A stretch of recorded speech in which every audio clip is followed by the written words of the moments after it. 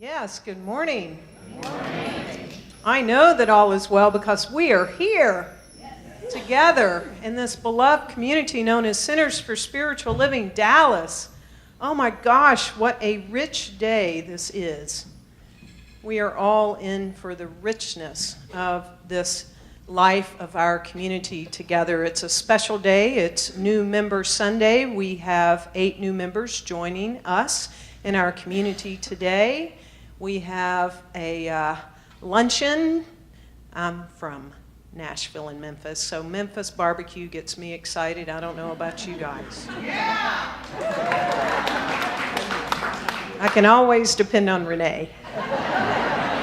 Yeah. I'm Reverend Karen Fry. I'm so glad to be with you this morning.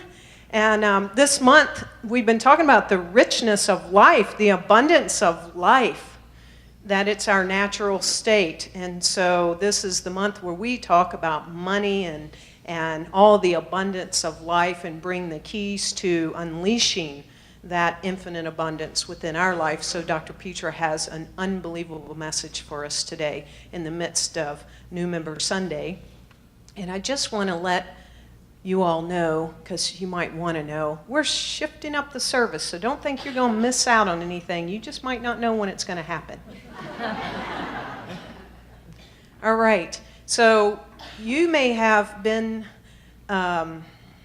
prompted from the inside out to join us here this morning for the first time, so I'm wondering if you are a first-time visitor, you would raise your hand so we can give you a gift. It helps to know who you are because we have a gift for you. Yes, wonderful.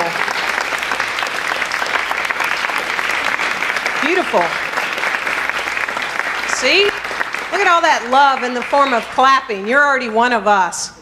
And so it doesn't matter from what faith tradition or any spiritual path or anything that you've done before now or where you might go from here, you are always welcome here. One thing's for sure, that you can be yourself exactly as you are, because you are God itself in the flesh. So welcome. We have some gifts. There's some information in a CD. There's a little card that you've been giving. We would ask that you fill it out. There's a welcome table across the breezeway where someone will be happy to greet you. Go through all these tables that are out here and just go to the welcome table. And if you want a daily word that now Dr. Petra and myself are sharing, and we're doing that, you can have something in your inbox every morning and find out what's going on at the center if you want to come back and participate. So we're glad you're here. And now, I am pleased to introduce our co-chairs. I told you, just don't worry, you'll get all your goodies in today. Our 2 beloved co-chairs from our Adventures in Spirit campaign for the month, they are on fire and they're here to share their warmth with us again, and that is Dana and Raven. So welcome them up, please.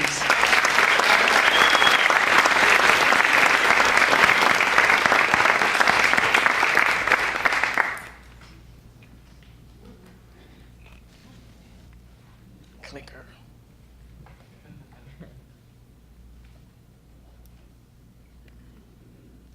Good morning, CSL. Good morning. Good morning. Good morning. Got to pump you up. We didn't get to do our hugs just yet, so this is my hug.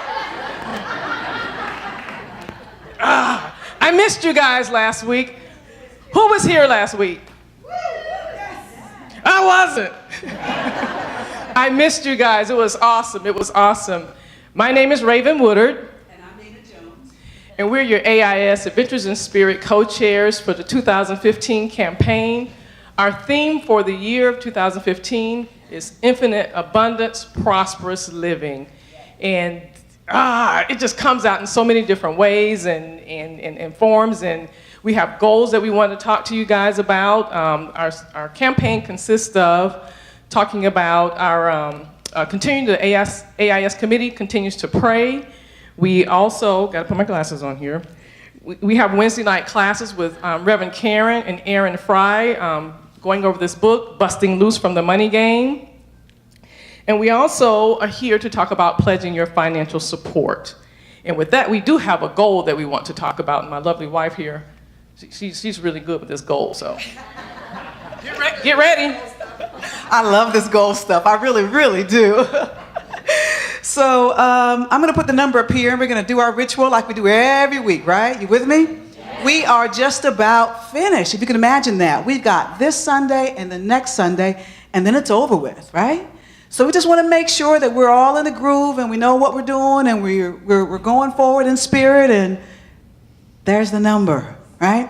But before we say it, I just got to say a little bit of something for you real quick, okay? So this is a pledge for 2015, right? It starts in January and goes through December. So we got a couple of months to get ready for it, right? Also, it is a pledge, which basically lets us here at CSL know exactly how much money we can plan to use in the next year. So the core council is looking at us and saying, okay, how much money is coming in? And then how do we want to divide it between our different programs that we all enjoy so much, right? Now, we also talk a lot about tithing. Tithing is different from pledging. Your tithe, though, can be your pledge. So a tithe is really that 10% or more that you're committing to give, and it's a relationship between you and spirit, right? So you can absolutely take that tithe and make it a pledge. Put it all in together, mix it all up together, and away we go for 2015. You with me? Yeah, that's what I'm looking forward to. So this number could be tithes, could be pledges, but it is our goal, and we're going forward. So with me, please, on three. 1, 2, 3. $543,000, 189 pledges, and more. Thank you. I love that. Give yourselves a hand. I love it, right? Am I still good? Yes. I'm still good? You can hear me? I don't think so. Can you hear me? Hey, hey, you got to be flexible, right? We're rolling with it. That's all right. So this is my girl, Oprah Winfrey, and she had this quote, and it just resonated with me so. I'm always looking for something that I can kind of sink my teeth into that aligns with what I'm feeling, and I hope you feel it too. It says, it's not just about being able to write a check. It's being able to touch somebody's life. Man. And that's what CSLDallas has done. I mean, you've heard my testimony, and Reverend Karen said it earlier today, you know, I can come to CSL and be myself. I don't have to apologize. I don't have to get it just right. I can just be, right? And in just being, I can give, and I can love, and I can support. And so this quote resonates with me. So like I said before, I don't care how you write the check or what you write the check for. Just write the check so that we can all get together and continue to grow. And at our lunch, we'll talk a little bit more about how we're going to be using the money moving forward. But right now, my beautiful wife's going to come and talk about our priorities.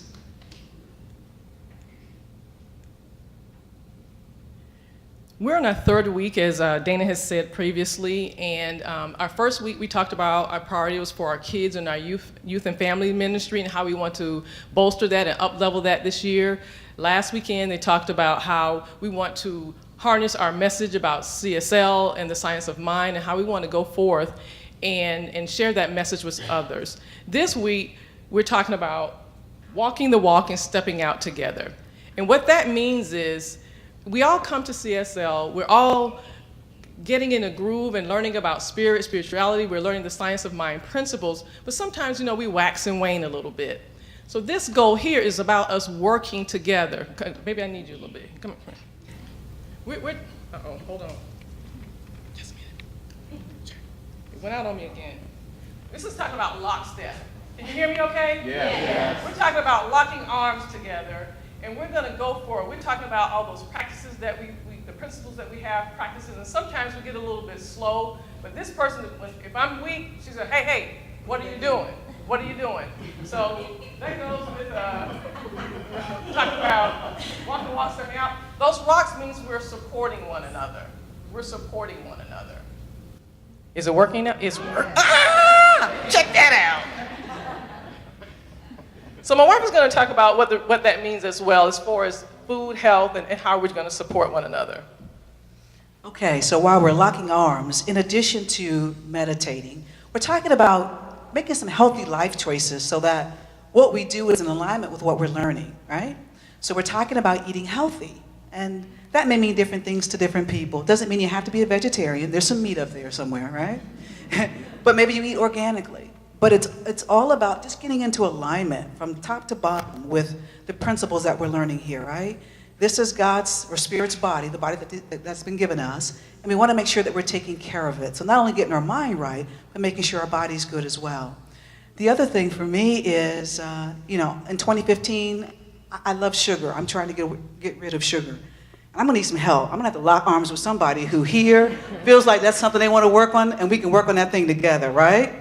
But that's what we're trying to do. Whether it's exercising, eating right, all those things, we're locking arms and we're going forward. So we invite you to join us in 2015 with all of our goals to be lockstep together, moving forward, and it takes a community. And so we're glad that we're doing this. Thank you, Reverend Petra.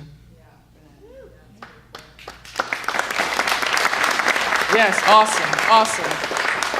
I want to talk a little bit about my own personal testimony. I'll give you a little bit more. How many were here when I said on the first week that I was going to this Millionaire Live event? And I talked about how throughout my life, I've asked Spirit to bless me and up-level and making six figures and all that. Remember that? That's all good. Went to the conference. It was I'm speechless. It was awesome. It was magnificent. And look at me now, because I'm not a millionaire yet. I am going to be. But what I didn't tell you the first week, I wasn't here last, but what I didn't tell you was, in June, I graciously, lovingly was laid off. Yeah! How about that? But I'm okay. I was pretty excited because I know Spirit's taking me through this awesome thing and I'm up-leveling. So this is for the people who are like, I'm not sure what to pledge. I'm not sure what to give. What if my income is inconsistent? What if I don't have an income? Well, if you don't have an income, it's kind of hard to, pledge or give what you don't have. But I'm a living witness. I've never been failed. Never have I been failed about giving. So what I'm doing is I'm pledging on what I want to make. And I'm letting you guys know, thank you. I'm not going back to a long-term job. I'm not going to job. I'm an entrepreneur. I'm starting my own business. So, yeah. Anybody saw Indiana Jones, that movie where he stepped out, wasn't anything there? That's where I am. It's like, whoa, but God, you said. So this is a faith walk for me, and I'm very serious about it. So for those of you that have limited income or small incomes, or you're not sure what it is, get in the game. You can't swim unless you're in the pool. You've got to get in the pool. And you know what? There's the baby pool, and you can sit there, and it just comes barely above your knees, but you're in the water. Now, you really can't swim in the baby pool, but you're in the water. You can splash around and have a little bit of fun, right? And then you get down to 3 feet, a little bit, and it comes up to here, and you get a little bit more comfortable. And I took swimming lessons when I was a kid, so they kind of put you in, and you hang on the edge of the pool, and you kick your feet out, and you learn how to kick, and then you learn how to float and all those things. What I'm saying is baby steps. Take baby steps, please. We need your pledges because CSL is a light. And I have a quote here by Mother Teresa. To keep a lamp burning, you have to continue to put oil in it. And what I'm saying is, regardless of what it looks like, on the outside, it don't look so good. I know I'm starting a business. I'm taking steps. I know that last week I made connections that I never expected to make. I never expected to even be there. But I asked. I asked God, and God gave. And I believe you have not because you ask not. So we're saying to you, and I'm excited. I hope I don't sound like I'm preaching because I'm excited. I know for myself. I've been a single parent. I've been on limited income, and it works. So for those of you who are not sure, just get in the water. Both feet, not one, both feet. Just get in the water. Please, we need your pledges. When we have the picnic later, the community picnic, we're going to talk about it a little bit more. For those of you, please, you're welcome to stay. I went ahead of myself. Tom and Avis. On the subject of why I give my time and my talent and my certainly my money and energy here, is because this is the place that I am spiritually fed. And there's a sustenance here that's real. There's a sustenance here that is actionable, living, spiritual principles. So it's actionable, it's practicable, it's practical. And I enjoy so much the adventure of this living. And there is no place that I've been that I quite get this spiritual sustenance, as it were. And that's just the main crux of the reason I give. I was here last night at Box of Chocolates, and I noticed that my whole body was smiling. And it's like when I'm in a great experience of any kind, whether it's travel or learning or a restaurant, something that's so nourishing, and I'm happy with it. This place is a place for my happiness to be expressed, to be fed that. It's also a place to be completely understood when that's not the case. So it's not dependent on conditions, but it certainly is the safest place I can call home for my spirit and myself. Well, my reasons are very similar to yours because, as you just said, the center is the center for spiritual living. So it's living the principles, and Yes. that's what really attracts me to it. So, and last night and every time I'm here, it's real, and it's authentic, and it's transparent, and it's also inspiring. And so last night is inspiring. It's inspiring to be here in a class, to see others step into their possibilities as well as for me to step into possibilities that I have not stepped into before. And that's also been a part of my life work, my career. My career and my spiritual home for most of my life has been my work. And so to find another place besides work that really lives and nourishes me, and a container for which I can contribute my talent is delightful. And so I'm always excited about any opportunity I have to learn for myself as well as to give back. And so, as you said, it's a very reciprocating thing, and every time I give, I get huge stuff back. So I enjoy that possibility and invite others to do the same. Yeah. That's where our heart is, I guess. It's where our heart That's is. one way to say it. That's where it is. Yeah. Good. Thank you. Thank you. Tom and Avis, man, when I watch that, every time I get chills, right? Because it just resonates with me so much. And I know it does with you. All right, so sustenance is the word, right? We get fed intellectually and spiritually here. We're going to feed you physically, I guess, right? Out here after the service. So how many of you are planning to come? Yeah, right? Come, enjoy, fellowship, love one another, look into each other's eyes, say, I'm glad you're here. See the light of God in each and every one of us. So we're looking forward to you coming. Like I said, I've always wanted to see your face in the place, and I'm looking forward to fellowshipping with you when we're done here. All right, so now our time is coming to a close, all right? Infinite abundance and prosperous living, that's what it's all about. I want to thank you for allowing Raven and I to work with you as we move forward into our pledge. We want to say it one more time before we leave the stage here. And is Tom and Avis here? Are they in the audience anywhere? Okay. Well, my wife got a little excited with the video, and I just wanted to let them know that we really, really appreciate what they were saying because it resonates. All right, so one last time, we're going to say our pledge, our numbers, and then we're going to turn it over to Reverend Petra. So the goal for 2015 is, one more time, $543,000 and 189 pledges and more. Thank you.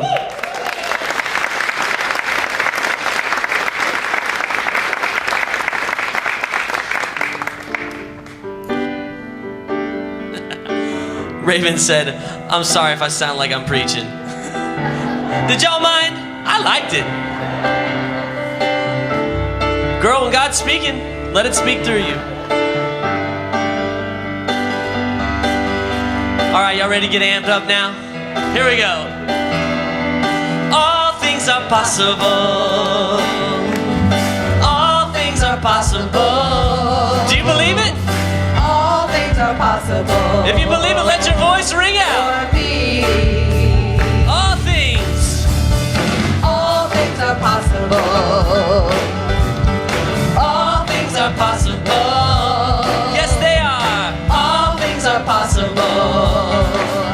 for me. Now come on and tell me why. 'Cause God's life. God's life is my life.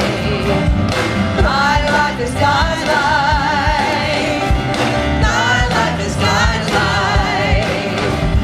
My life is God's life. All things are possible. All things are possible. Yes, they are. All things are possible. For me. All things are possible. All things are possible. All things are possible. All things are possible. All things are possible. All things are possible. For you. For you. Now tell me why. 'Cause God's life. God's life is my life. God's life is your life. My life is God's life. And God's life is your life. It's my life. And your life is God's life. God's All things are possible. Come on, put your hands together. Woo! All things are possible. Get it. Go get it, boy. All things are possible. For me. All things are possible. All things are possible. All things are possible. For me. All things. All things are possible. Everything. Prove God. Prove God. Andrew asked you, do you believe it? Yeah. All things are possible. All things are possible because we understand who we are. We understand how the universe works. We understand that we are the presence of the one incarnating as life itself, as our individual beings. And it is our birthright to inherit the kingdom. Yes? This is what we understand. And the more that we understand it, the more possible these things become. The more real they are to us, the more that we can engage in them, not only for our own benefit, but for the benefit that we then are in the world, for the way in which we can contribute our gifts and talents, our time, our treasures, and all that we have, that we came here to be and to do in community and in relationship with each other. And so to really understand that it's possible, this is not just an idea, it's not just a spiritual feel-good notion. This is actually an idea that's based in the fundamental principles and laws of the universe itself. So we started out with this idea that we live in an abundant life. We live in an abundant universe. You just have to look out there and see. You see the abundance of the types of flowers there are, and the abundance and all of the ways in which nature shows up so abundantly. Reverend Karen also talked so beautifully about that you can't use up the love that you have to give. We have an abundance of love, and you can't actually use it up. And we live in that an abundant universe. And then we went on to really explore the idea of mental equivalence, that it is what we hold on the inside that is moving out into the world, that it is that which we then we experience in life. It actually starts here first. It starts in our minds, in our hearts, in our consciousness, in our ability to embody that which we want to experience, that love, that joy, that abundance. So then the question is, how does that work? How does it work to translate this idea that we live in an abundant universe, this idea that we understand that it begins in our consciousness? How does that actually come out into physical form? And this is not a blind walk in faith. We don't actually ask God to change its mind or decide to give us something that isn't already present, because we actually live in an abundant universe. The abundance, we are awash in it. It is the dipper with which we come to it, or the bucket, or the swimming pool, or the ocean that we come to this abundant life with. And it is then the way in which we understand our part. Now, our part is to understand and use these universal principles and laws in a way that we are consciously engaging with it. So today we're talking about the 3 great spiritual laws that really allow us to consciously and specifically move our mental equivalent and our deep belief in the abundance of the universe into an experience and a lived out picturing in our own lives. This is so far beyond the power of positive thinking and just using affirmations because we were told to use affirmations than you can imagine. This is the opportunity that we delve deeply into realizing that we are actively engaged in the co-creative process, that we are in fact made in the image and likeness of the divine, and that we have exactly the same creative power in our lives as God has in the life of the universal. All we have to do is understand and use it. So, in exploration of these 3 great laws, we're going to start out with this notion that we can look into nature and we can discover things about the universe. And we recognize that what we discover in nature is an outpicturing of some deep and profound truth of the spiritual universe, because we know the physical universe is simply a reflection of that. So we can look into nature and it can teach us something about these universal principles and laws. So there are 4 laws that literally are fields that shape the space-time continuum. They are often expressed as laws, but they're actually fields within which the physical space-time continuum operates.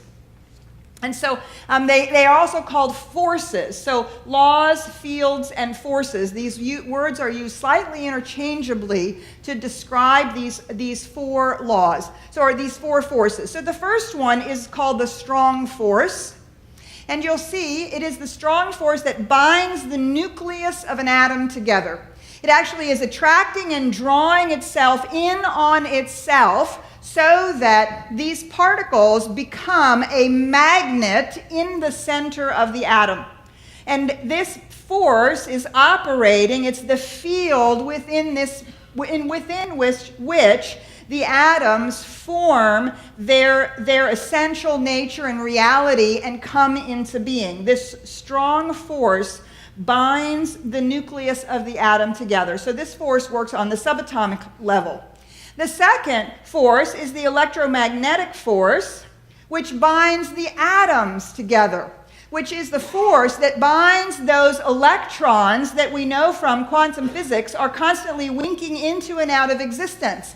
They don't actually, they're more than possibilities. All things are possible. Actually, lots of things are also probable, and that is what creates the atoms as they come into being. This electromagnetic force draws these atom pieces together and holds them in place, so that when the electron winks into existence, it winks into existence in a place where it's supposed to be. And it's constantly moving in there. It's constantly having all kinds of possibilities about where it's going to show up. But it shows up somehow circulating through this process in the atom it's supposed to be in. All right, then there are these other 2 forces that work side by side. You'll notice that there's the weak force, which is radioactive decay, and then there's the gravitational force. Now, the gravitational force, you see, also has arrows pointing in. The gravitational force, it works like the electromagnetic force, but it works on the macrocosmic scale. The gravitational force is literally the field that holds the galaxies into shape, that holds our solar system into shape. And it's constantly drawing things toward itself in a way that allows these galactic objects to actually be in relationship to each other. Without the gravitational field or the gravitational force, everything would simply fly apart into sort of infinity and would break out of existence. Now, you'll notice that if you look at this weak force, weak force is the only force that has an arrow pointing outwards, isn't it? The weak force in radioactive decay. Now, I went to Wikipedia, and I went to the Deaf Dictionary, and I went to numerous physics and encyclopedia sites, and I cannot explain to you the weak force. It is at such a deep subatomic level, and they use words. I think I really understood every 5 words: the, and of. And they were talking about bosons and quarks and I don't know what all, and was like, okay, I really have to learn a lot more physics to understand what's going on here. However, there are 2 things that were said over and over and over again that jumped off the page at me every place where I read about the weak force, and that were these 2 things. First of all, in this weak force radioactive decay, as this movement outward is happening, this energetic movement outward is happening, it says it changes the flavor of the quarks. Chocolate to pistachio? I mean, I don't really get it. What do you mean it changes the flavor of the quarks? I liked it vanilla. I don't know. So actually what that means is it changes the nature, the essential nature of the quark. So the weak force actually changes the essential nature of the quark. You'll notice that in the other 3 forces, it's holding and binding and pulling and keeping things together, drawing them in. This is the only force that changes anything. The other thing that it does is in this weak force is that it changes the spin from up to down. I have no idea what that's important, but it does do that. It changes the spin from up to down. And again, in both cases, in both places, the scientists over and over and over and over again stated, this is the only force that changes anything.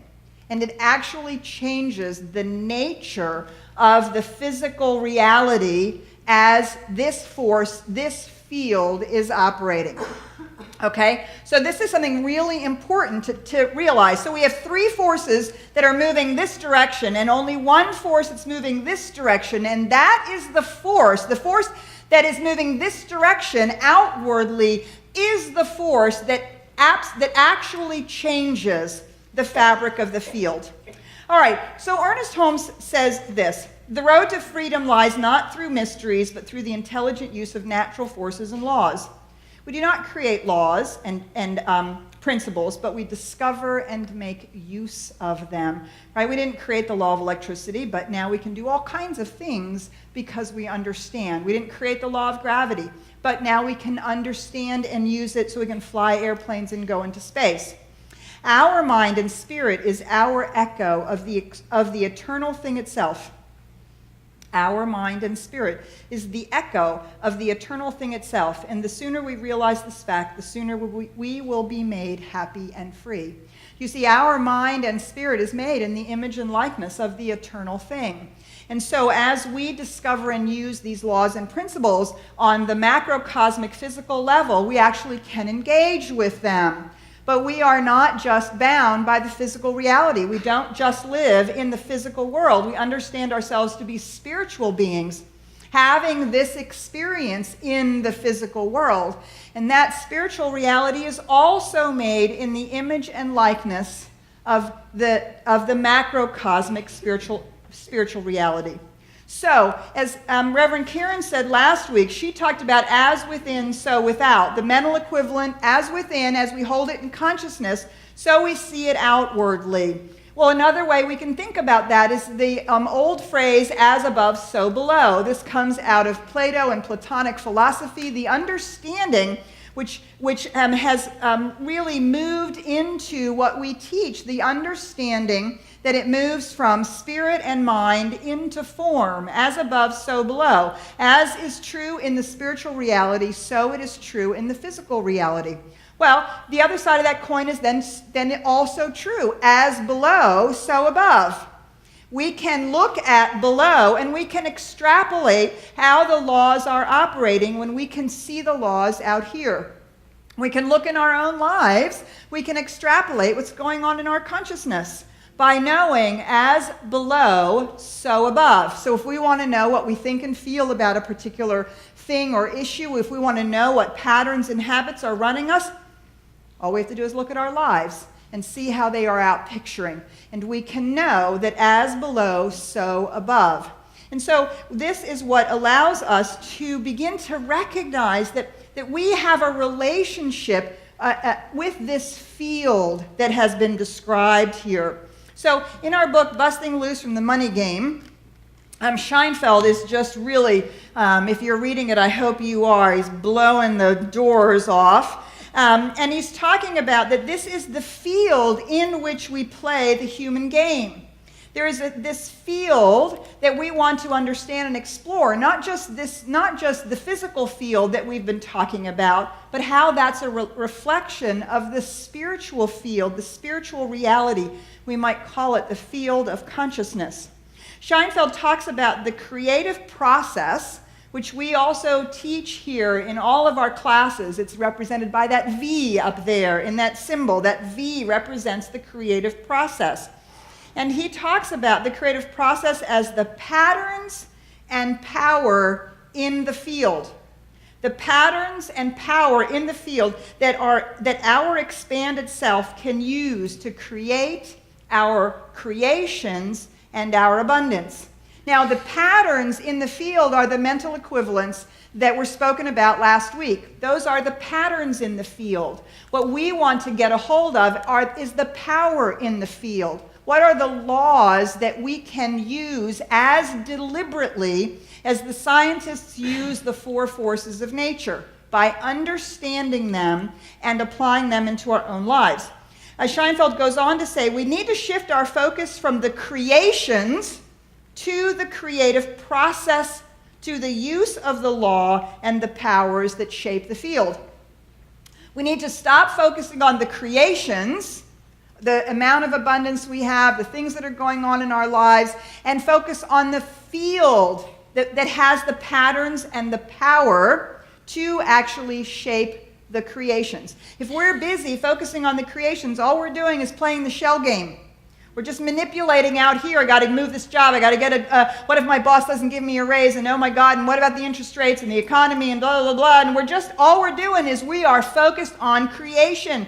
And we're playing the creation game. We're playing the human game at that level. And as we know, it's never enough. We're never going to win that game. But when we shift our focus from manipulating creation, manipulating conditions, to the creative process, to the patterns and power in the field, which we already know is completely 100% full of abundance, when we make that shift, now we are the creator in our own lives in a specific and concrete and active way. So, I've taken these four spiritual laws as a way of really the four forces of nature for us to really get a hold of these spiritual laws. Two of them I've combined. So we're actually going to talk about the three spiritual laws that undergird this idea that we can shift our focus from creation to the patterns and powers in the field. The first one then is this law of attraction. It works just like the strong force. It is that magnetic nucleus that holds itself in place and that attracts to it exactly what it needs for it to come into being. And so this law of attraction is as deliberately usable as the strong force is in physics. So for those of you who haven't been around for a while, we moved into this space 9.5 years ago. We've been here that long. And when we moved into this space, when we took over this whole area, this whole thing, it was a mess. It had been vacant for 5 years. This area over here was like basically storage, and it was a mess. And quite frankly, we had a very small savings account, not a whole lot of money, but we were bursting out at the seams of where we were, and we needed to move into a larger space. So we did this massive negotiations with the people who we leased this space from. And we said, it's okay, we will do all of the interior remodeling, we'll get all the materials, we'll do all of that stuff. You guys just do the inspectable work. And so basically we promised to do almost $300,000 worth of work and materials with a very small savings account. And so we put a stake in the ground, and we really held the mental equivalent of this being created, of this process, not only manifesting into this beautiful location, this beautiful home that we have, but attracting to it everything that it needed. And every time somebody said to me, well, we don't have the money, and we don't know what we're doing, and we don't have the materials, and we don't know how to do it, what I said was, hold the vision. We will attract to us exactly and precisely what we need. And so, sure enough, we attracted one person who was willing to devote 6 months of their life to it. We paid that person. We attracted another person who essentially devoted 6 months of his life to the project without being paid. We attracted 10 other people who gave thousands of hours themselves. They're all the altars and all the rooms are named after those people. 3,000 hours. 300 volunteers. We raised $150,000 in money and materials, and we did a $300,000 remodel in 5 months. That is how the law of attraction works. It pulls to itself everything that is needed for that nucleus, that mental equivalent. Troward, for those of you who are Troward fans, he calls that a spiritual prototype. And it has that attractive magnetic power. Ernest Holmes says this: we should come to believe in the exactness of this law. We should use it definitely and consciously. Not because God loves us. God is already giving everything to us. It is our use of it that moves it into our lives, or into the life of a community, or into the life of the city of Dallas, or into the life of the country, or our planet. This is how we create the very abundance that we want. This requirement applies in every science, and it applies equally to the science of mind, for we are not dealing with chaotic laws that may or may not respond to us. We are dealing with the certainty of a reaction that is equal to the action or response that is equal to our own conviction. Do you see? Our own conviction is that which creates that nucleus and creates that magnet. We are dealing with a definite principle, but the conviction is personal, a thing of warmth, of color, and of feeling.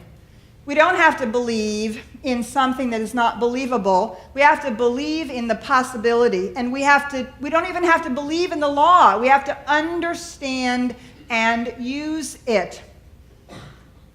The thing about these laws is that you can't see them, right? You can't say, well, there was the law of gravity, it just went by. Where do you point to say, there's the law of thermodynamics? That's the problem with the laws. You can't actually see them. What do you see? You see the results of them. You see how they play out, but you can't actually point to the law. It's an intangible reality of consciousness. It's part of the fabric of the space-time continuum. And so sometimes that's the challenge we have. Well, I can't see the law of attraction. No, but you can prove it to yourself by using it. By definitely and deliberately using it in exactly the same way. So the second law is this law of circulation. This law of circulation keeps us in the flow of possibility. It keeps us in the flow of this constant, abundant, lavish universe that's going on around us, and reminds us that we are a part of that. And we're experiencing ourselves in that flow to the degree that we are able to see that the universe is constantly flowing in more and more and more abundance. So this law of circulation reminds us that this abundance is winking in and out of existence, just like these electrons are winking in and out of existence. And it is the mental equivalent that holds the shape of the electrons as they're winking into the shape of our lives. Do you see? The law of circulation is happening all of the time, and then we are shaping it in the way in which we hold that idea. All right, so Ernest Holmes says this: freely ye have received, freely give. When the law of circulation is retarded, stagnation results. It is only as we allow the divine current to flow through us, on and out, that we really express life. The law of giving and receiving is definite. So the last way in which we engage in these laws, I've coupled them together as one spiritual law, and that is the law of giving and receiving. Now you'll notice that the law of receiving, again, we are receiving our good. And it comes from everywhere. It is that large force, the law of receiving, that allows us to see that our abundance doesn't just come from our paycheck. It doesn't just come from somebody who's going to give us a gift. It doesn't just come in the form of money. You see, it's a large opportunity for us to receive our good and receive abundance in so many ways. And it's important to be open to that receiving. The other side of that is the law of giving. The law of giving and receiving are two sides of the same coin because they are part of that circulation. That's how we specifically participate in this notion of circulation. Now you'll notice, again, law of attraction, law of circulation, law of receiving, they all move this way. And it's all about our experience of the abundance of the universe that already is. But the law of giving moves this way, doesn't it?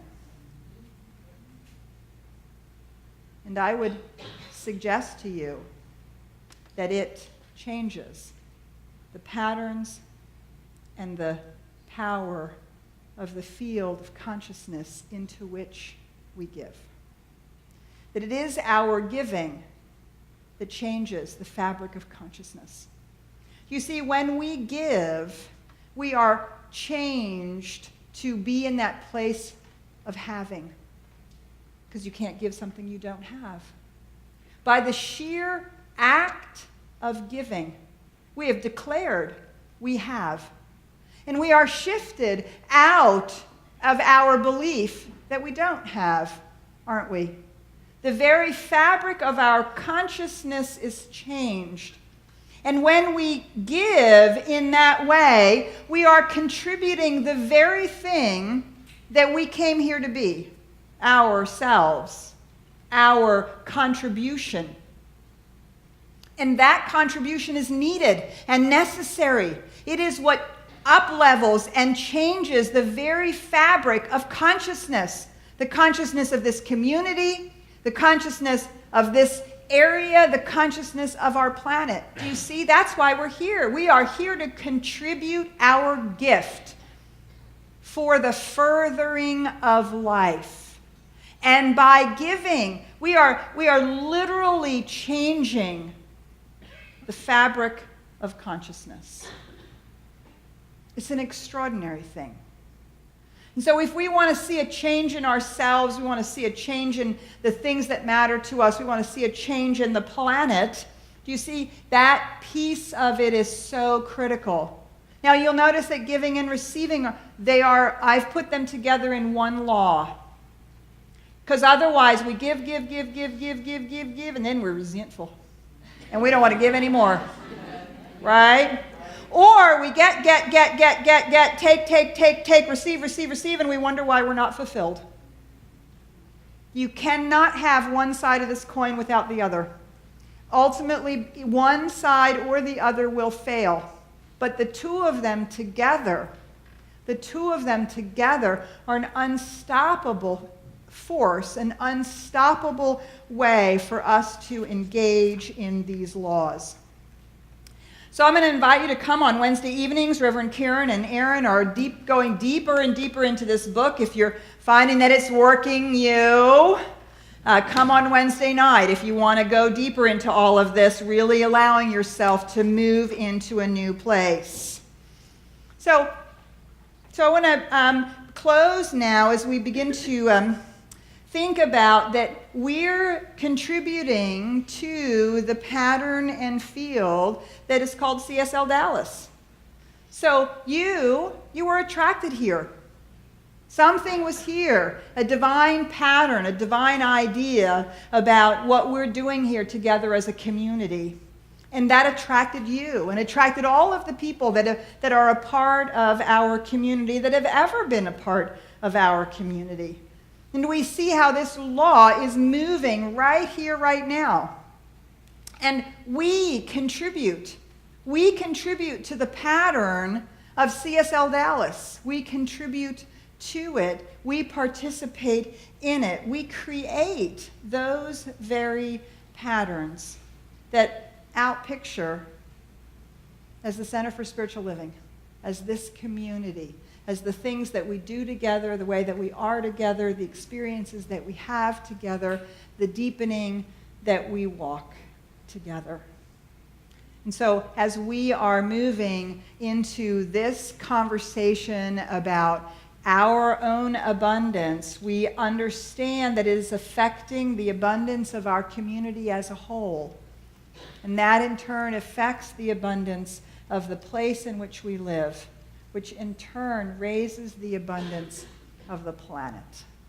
And you're a part of that by sitting in your seat, by contributing, by being a part of what's happening here. And each one of you has been attracted to this. You've become a part of us, whether you're a member or a friend, whether this is the first time that you're here or the 225th time that you're here. And your presence and your contribution makes a difference, a monumental difference at every level, as above, so below. And so many people have decided and chosen to be consciously a part of this community. So we have the pleasure now of inviting in our newest members who are going to contribute to the pattern that is in this field. So we're going to invite Randy Craig, our Core Council Chair, to come on up here. He's going to bring our new members up, our pals up. We have a beautiful new ritual that's been created by our ritual team. I'm going to invite Reverend Vince and Reverend Karen to come on up here with me as we move into this ritual. Just really imagine that together, collectively, that as we have come together and our newest members have come to participate, that we are using the law to create the field that is called Center for Spiritual Living Dallas. All right. Good morning. I'd like to invite our pals to come forward, please. So PALS is an acronym, P-A-L-S, and stands for People as Loving Spirit. So I'm going to actually back you guys up here. We're going to actually back you guys up right here to standing right here. Okay? Because I actually need you to back up, because you're going to meet your new members. All right, perfect. Each one of these folks experienced the ritual as a new member at some point in the past, when he or she made the personal choice to be embraced by the community and to add his or her voice, talents, and gifts to the community. In our ceremony of new membership, we represent the embrace of community by pairing each new member with a pal. Membership at CSLDallas is not an obligation. It's not a duty. It's not an ought to. It's not a should. Members are able to vote for leadership and put themselves forward for leadership positions.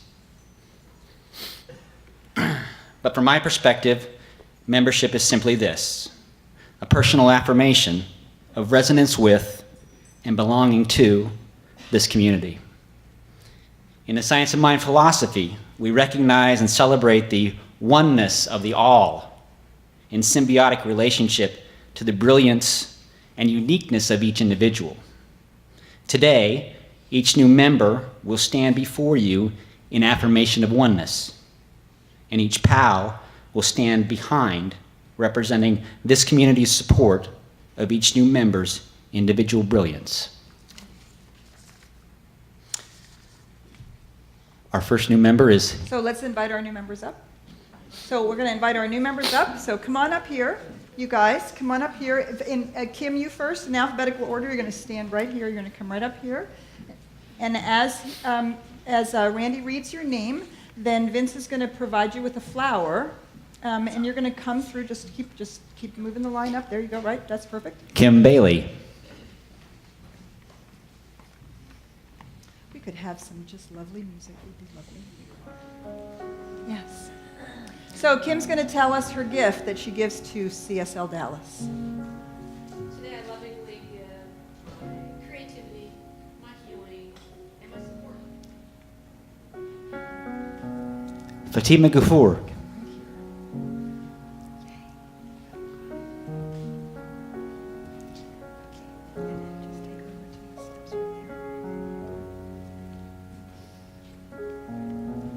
Say your gift out loud. Today I give a loving heart-centered connection. Sarah Pearson.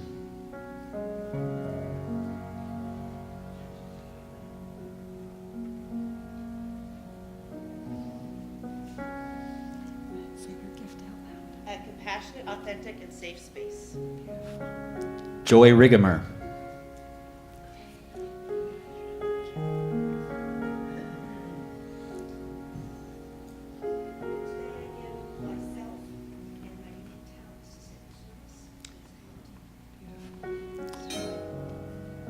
Tonya Risher.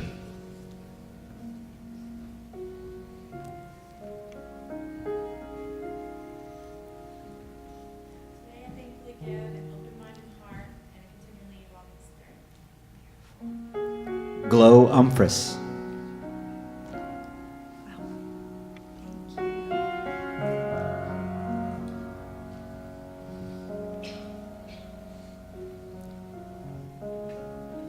Today I give the gift of comfort and well-being.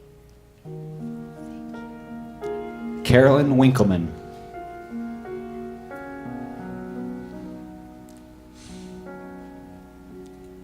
I lovingly give my creativity and generosity.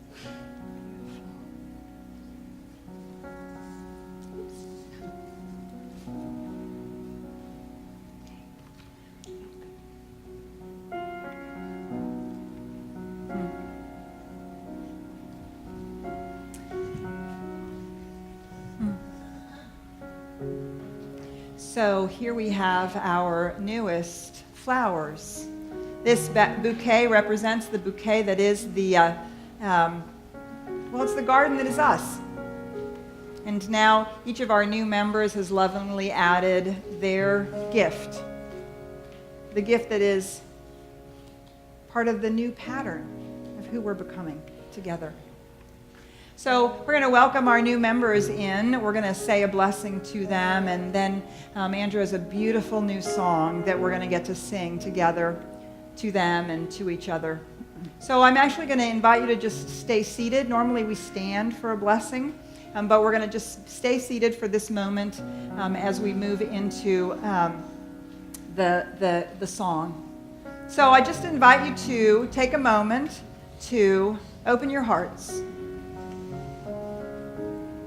And here we have people who have stood on this place before with their hands on the shoulders of those in front of them. And we can imagine that is stretching back into time from the beginning of this center, stretching forward to all those who are yet to come. And as we see that and we open our hearts, I invite you to repeat after me. We welcome you to the garden. We welcome you to the garden. May you bloom here with us. May you bloom here with us. May you discover the light of love in your heart. May you discover the light of love in your heart. And see it reflected back. And see it reflected back. And may your life prosper. May your life prosper. As we prosper and grow together. As we prosper and grow together. We are blessed by the flower that you are. And so it is. Now I'd like to sing a song to you. So if you're out there in the community, I want to encourage you to memorize these words as quickly as you can so that you can actually look at the new members and sing it to them. This is just their names. So this is a blessing from our community to you, new members. I see the kingdom of God in you, moving in everything that you do. No matter what, this will always be true. I see the kingdom of God in you. Got it? I see the kingdom of God in you. Here we go. I see the kingdom of God in you, moving in everything that you do. No matter what, this will always be true. I see the kingdom of God in you. It's true. And I see the presence of God in you. I see the presence of God in you, moving in everything that you do. Receive it. It's no matter what, this will always be true. I see the presence of God in you. I feel the power. I feel the power of God. It's in you. Loving in everything that you do. Thank you for bringing this to CSL Dallas. This will always be true. I feel the power of love in you. I see the love of God. I see the love of God. It's in you. Moving everything. No matter what, it's always true. No matter what, this will always be true. I see the love of God in you. Just take that in. That's our blessing to you. And you're a blessing to us. Thank you for being here. And welcome to CSL Dallas. And now is the opportunity where we can all stand and welcome each other and the new members. I see the kingdom. I see the kingdom of